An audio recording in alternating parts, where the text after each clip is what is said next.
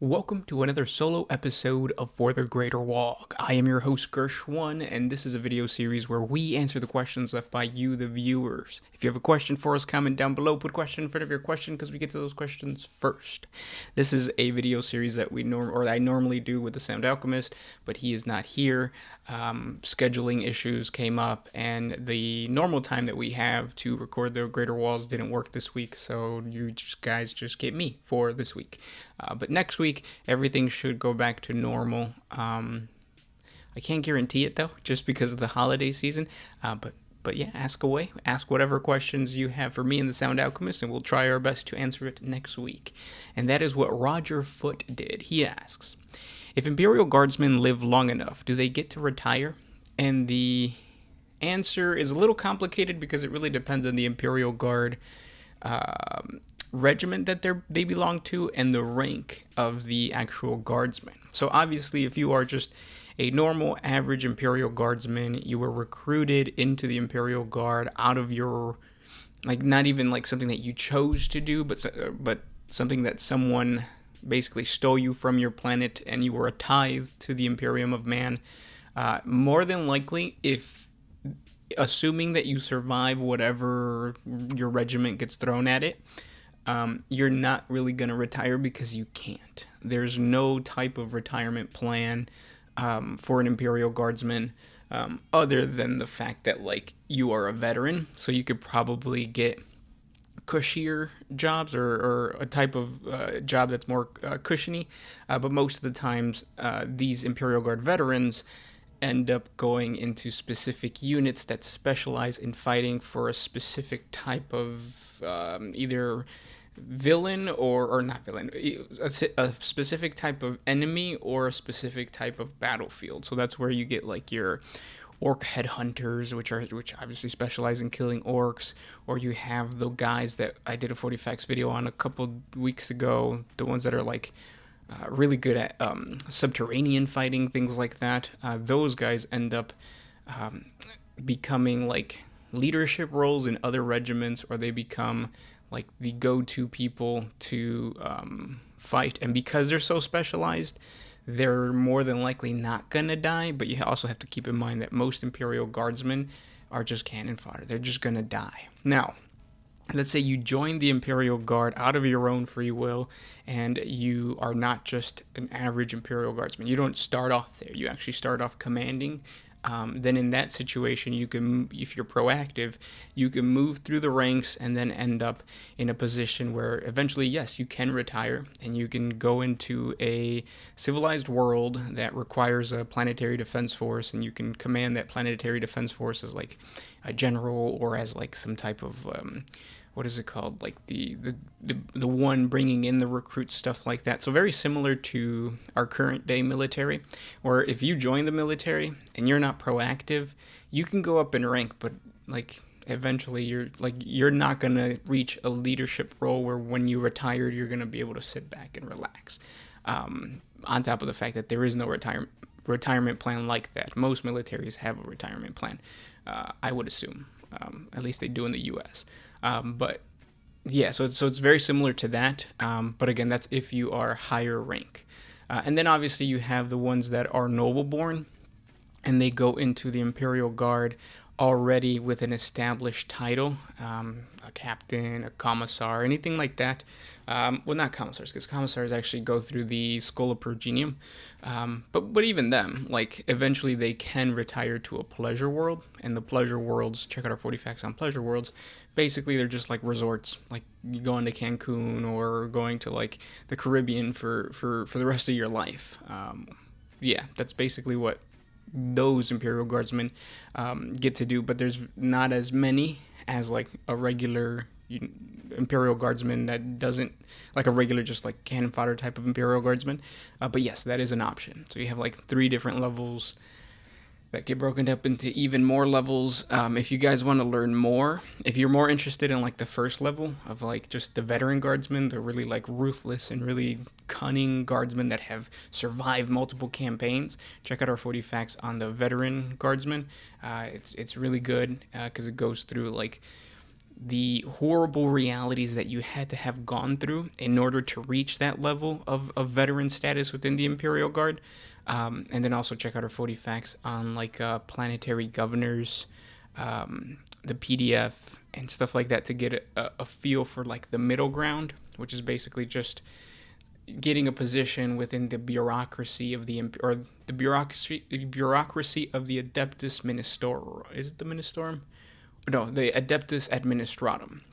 So that's where you would fall in, and you would get like a nice desk job, maybe a training job, things like that.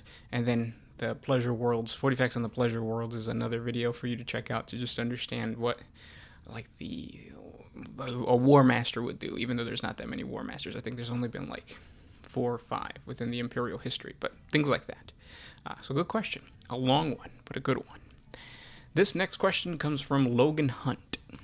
If the Kroots were to devour Ethereals, would they gain the control aspect that they show to have? Is it genetic or tech? Well, that's a mystery. The Ethereal control over the Tau is unknown. I know the Sound Alchemist says that he does think that it is some type of brainwashing or some type of, not brainwashing, some type of like pheromone thing that like that gives off like control over just regular like other castes and stuff. But if a Kroot ate the Ethereal, it would be heresy in the eyes of the Tau Empire, and the Kroot Shaper that said that was okay, because the Kroot Shaper is basically like the one who is the elder of the family, and he chooses what type of prey to eat in order to gain a certain aspect of that prey. Oh, and for all those that don't know, the way the Kroot gain certain powers is by consuming the flesh of whatever it is that they want to, whatever attribute they want to obtain. So there are situations of like Kroots eating orcs, and they become beefier and stronger and stuff like that. Check out our 40 facts on the Kroots to learn more about that. But yeah, eating Ethereals is something that like would never happen. It shouldn't happen, just because the Ethereals have control over the Empire, and the Kroot are subservient. They're mercenaries to the Empire, and to consume the flesh of you're basically consuming the flesh of the Emperor in a way. Except it's multiple emperors because they're Ethereals. So it would normally never happen. And would they gain the traits of mind control or whatever it is that the Ethereals have? Maybe. You would have to have a lot of Ethereals. That'd be a good, like, scary fan fiction if you ever wanted to write some fan fiction on the Tau Empire. Like, maybe having a mercenary cast of Kroot that find out that, like, if we kill these Ethereals and we can consume them, we can control these like, Tau warriors and stuff like that. So the roles are reversed, whereas now, like, these Kroot that have been consuming the Ethereals for so long now have control over the fire cast or whatever, but then you would have to make a lot of assumptions, because like I said, I don't think that the control over the Tau that the Ethereals have has been revealed 100%, so I'm not too sure. But yeah, good question.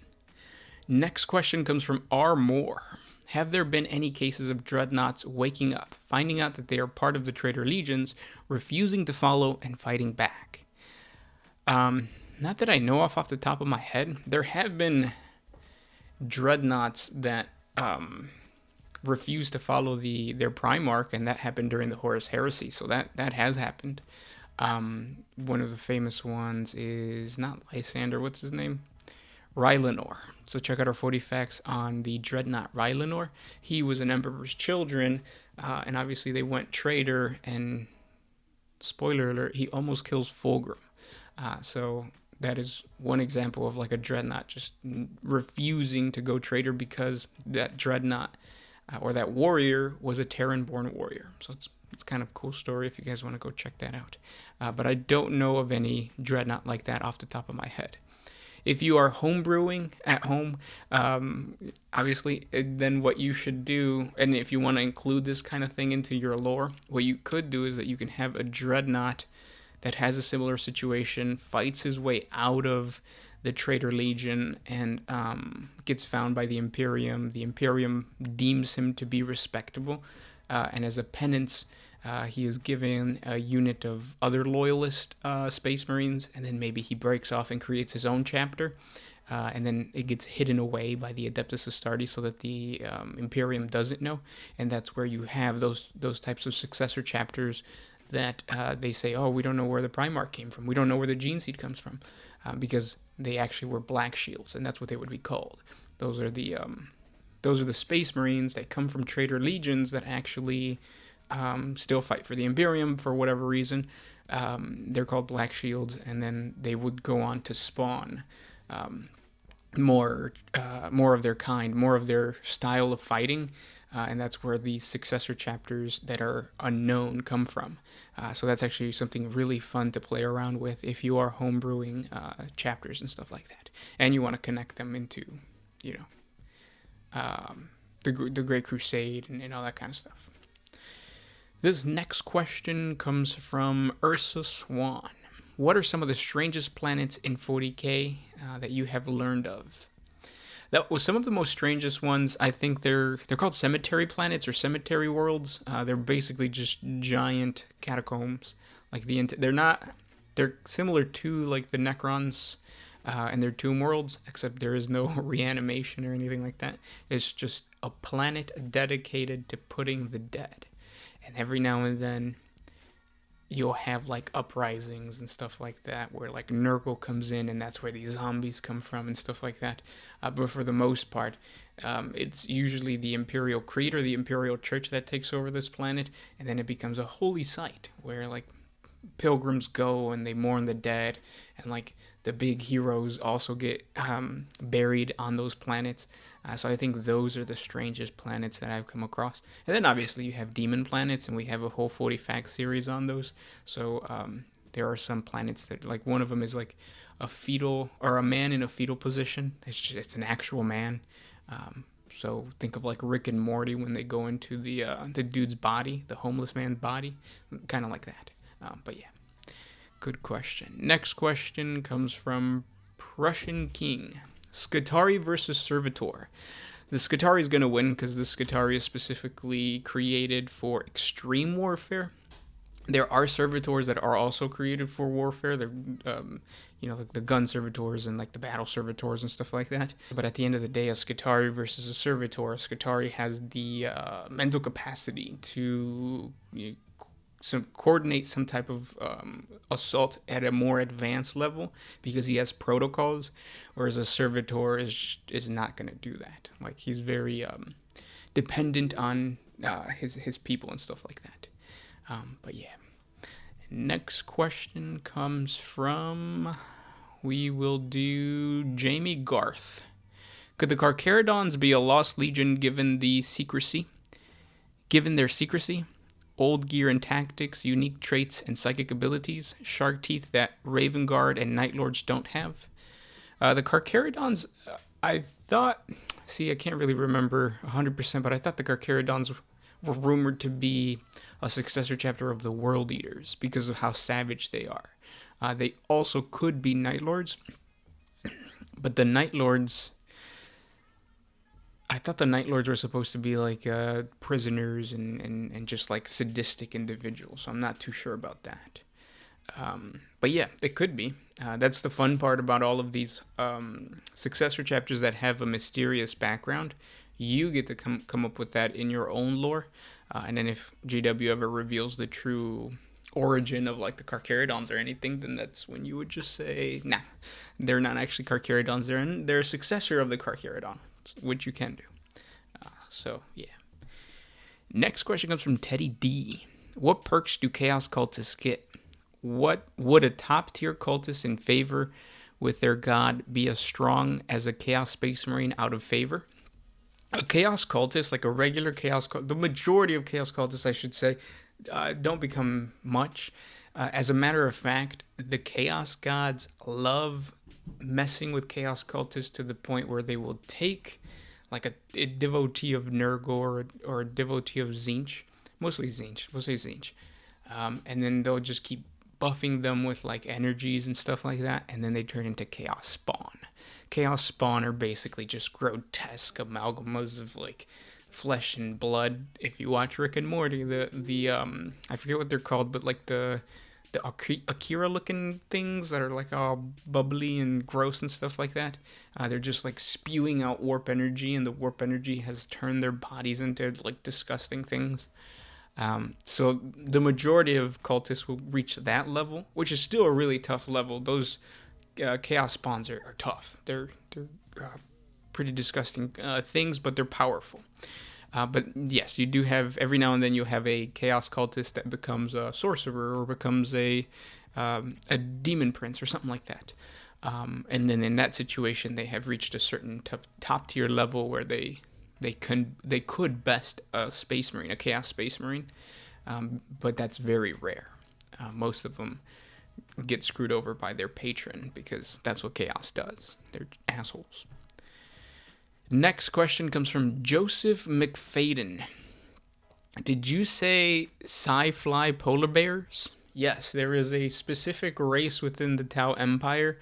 It's a minor race, and I forget what they're called.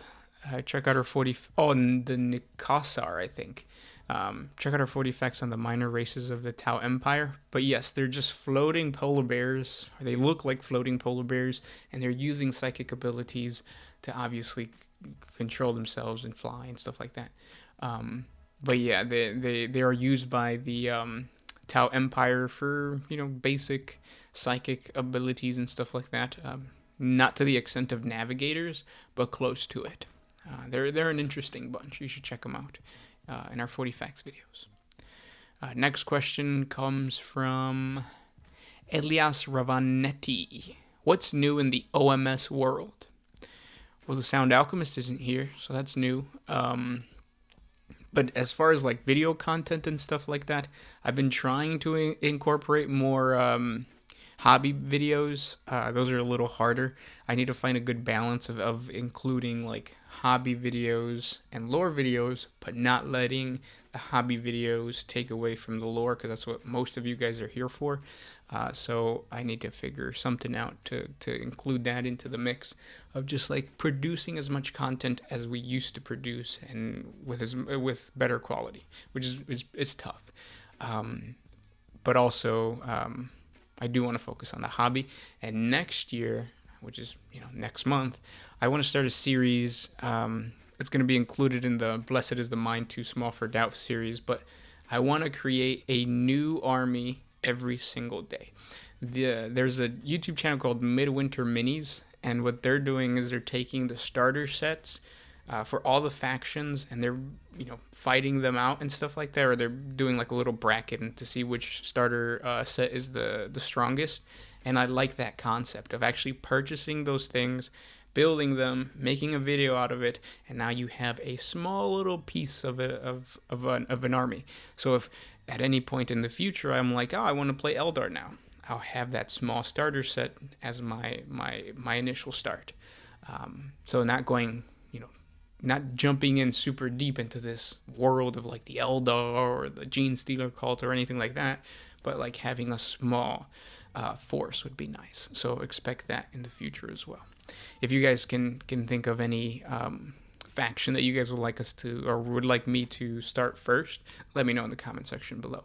I'm not going to do Skitarii, I'm not going to do Orcs because I already have those armies, or Imperial Fist, but I might do Primaris. So just ask away. And then this will be another question. Dan D16. Do orcs have a warp presence like the humans do?